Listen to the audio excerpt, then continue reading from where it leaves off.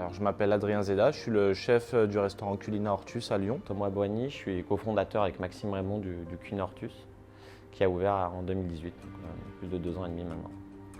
Maxime Raymond, je suis cofondateur avec Thomas Boigny. Culina Hortus, ça veut dire en latin la cuisine du jardin ou la cuisine du potager. Et en fait, c'est vraiment l'idée qu'on voulait mettre avec le chef Adrien Zeda dans le restaurant, c'est qu'on peut très bien manger en se passant de la viande et du poisson. Et on est tous les deux complètement amoureux des restaurants gastronomiques. Et moi, je me suis toujours posé la question pourquoi personne ne prenait ce parti pris de faire que du végétal. Et c'est ce qu'on a réussi à faire. Et les gens sont vraiment contents de venir, très épicuriens, et puis ils se rendent compte qu'à la fin du repas, il n'y a aucun manque par rapport à un gastro traditionnel.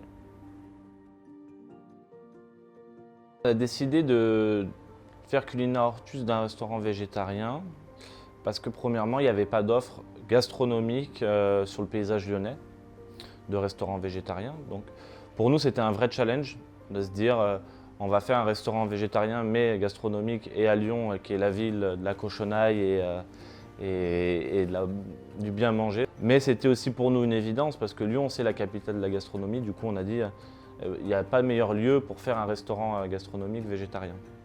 Aujourd'hui, on ne fait pas d'apologie au végétarianisme au restaurant. Le but, c'était vraiment de faire découvrir une nouvelle cuisine. Une cuisine qui est autour vraiment du légume et de la légumineuse des céréales.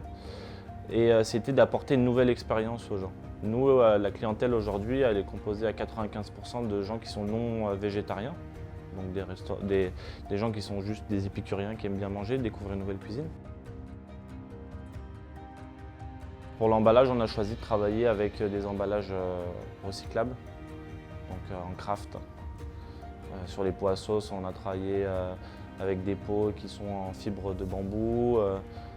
Sur les sacs Kaba, c'est tout en craft, c'est tout ou réutilisable ou bien recyclable.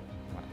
Ça commence déjà à l'achat du produit. On fait un énorme travail avec Adrien sur le sourcing, donc sur la provenance des produits. On fait énormément de travail aussi sur la saisonnalité. Moi, je trouve qu'il y a un travail à faire en France au niveau de l'éducation et de la formation sur les gens. Et puis après, on essaye aussi de tendre sur zéro déchet. Donc là, on a acheté récemment 2 bacs à compost.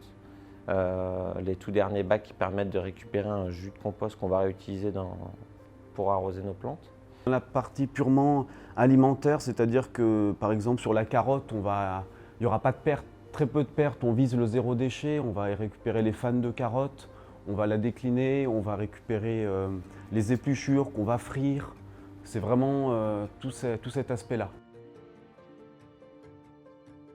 On aimerait faire un bilan carbone du restaurant, c'est vrai que ça ne se fait pas beaucoup, mais moi c'est des choses vraiment qui me tiennent à cœur, même personnellement, l'impact qu'ont les gens ou qu'ont un restaurant même sur la planète, et ça on l'oublie souvent.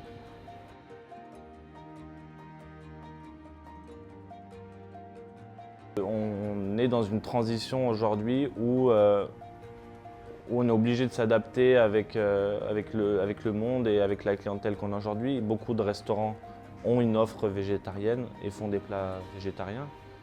Je pense qu'il faut juste s'adapter aussi au régime alimentaire de nos clients. Il faut essayer de casser un peu tous les codes, les codes classiques qu'on a en tête depuis des décennies. Où il reste tout à faire, il y a tout à faire, tout à explorer dans le végétarien. On est qu'au tout début. Et les légumes et les céréales et les légumineuses, il y a un énorme potentiel qui est encore trop caché et il reste tout à faire. Donc il faut y aller, il faut se lancer, quoi.